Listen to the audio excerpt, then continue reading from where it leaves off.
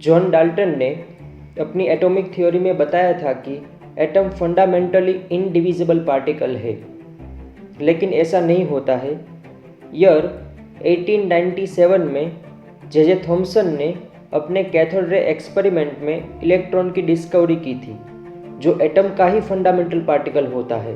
और early 19th century में Goldstein and Rutherford ने प्रोटॉन की डिस्कवरी की थी, एंड वो भी एटम का ही फंडामेंटल पार्टिकल होता है।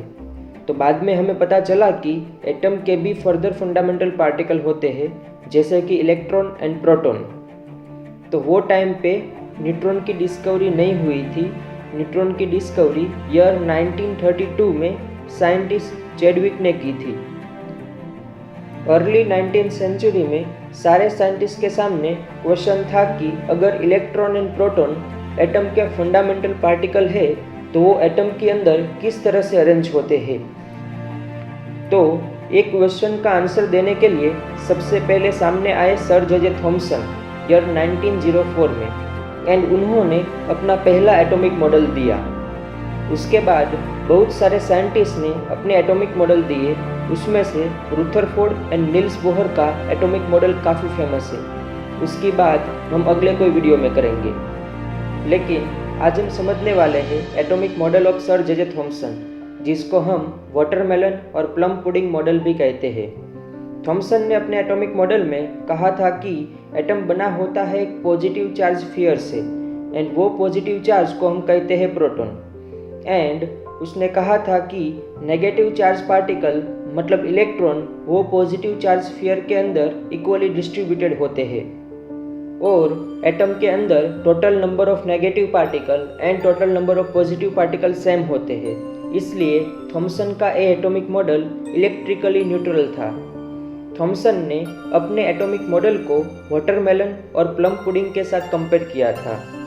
वाटरमेलन के अंदर जो सीड होते हैं, थॉमसन ने उसको इलेक्ट्रॉन कंसीडर किया, एंड जो रेड कलर मटेरियल होता है उसको पॉजिटिव चार्ज स्फीयर कंसीडर किया।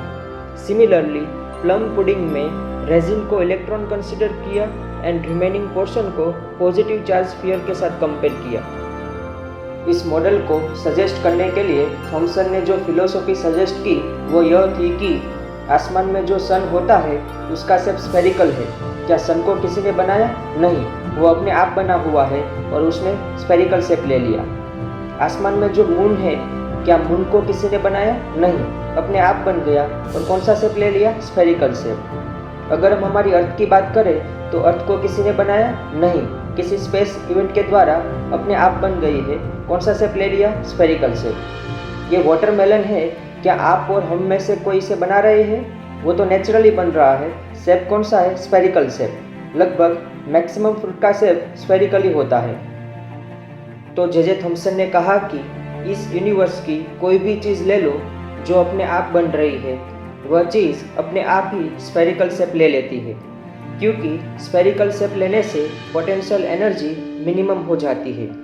जैसे हम पानी की बूंद को हवा में से गिराए तो पानी की बूंद हवा में किसी भी शेप में हो सकती है, लेकिन वो स्फेरिकल शेप में ही होती है, क्योंकि स्फेरिकल शेप में होने पर पोटेंशियल एनर्जी मिनिमम हो जाती है। तो जे थॉमसन ने कहा कि जिस छोटे एटम की हम बात कर रहे हैं, इस एटम को भी किसी ने नहीं बनाया है, ये अपने आप बना है। तो यह एटम भी पोटेंशियल एनर्जी को मिनिमाइज करने की कोशिश करेगा, और पोटेंशियल एनर्जी मिनिमाइज करने के लिए एटम को स्फेरिकल शेप लेना होगा।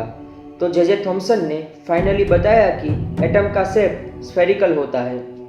जे थॉमसन ने अपने एटॉमिक मॉडल के लिए कोई प्रैक्टिकल एक्सपेरिमेंट नहीं किया था, उन्होंने सिर्फ थियोरेटिकली बताया था। थॉमसन के ये एटॉमिक मॉडल के बहुत सारे ड्रॉबैक्स थे। ये मॉडल स्टेबिलिटी ऑफ एटम को समझा नहीं पाया था। जे थॉमसन ने एटम के न्यूक्लियस के बारे में कुछ बताया नहीं था, और वो प्रोटॉन एंड इलेक्ट्रॉन की अरेंजमेंट के बारे में भी समझा नहीं पाया था। थॉमसन का ये मॉडल काफ़ी टाइम तक चला था। जब रुदरफोर्ड ने गोल्ड फॉइल एक्सपेरिमेंट किया तब उन्होंने बताया कि थॉमसन ने जो एटॉमिक मॉडल दिया है ऐसा कुछ नहीं होता है। रुदरफोर्ड के इस एक्सपेरिमेंट की बात हम अगले कोई वीडियो में करेंगे। तो दोस्तों, ये था थॉमसन का एटॉमिक मॉडल। अगर आपको ये वीडियो पसंद आई हो तो वीडियो को लाइक कीजिए, अपने फ्रेंड के साथ शेयर कीजिए और चैनल को सब्सक्राइब कीजिए। Thank you.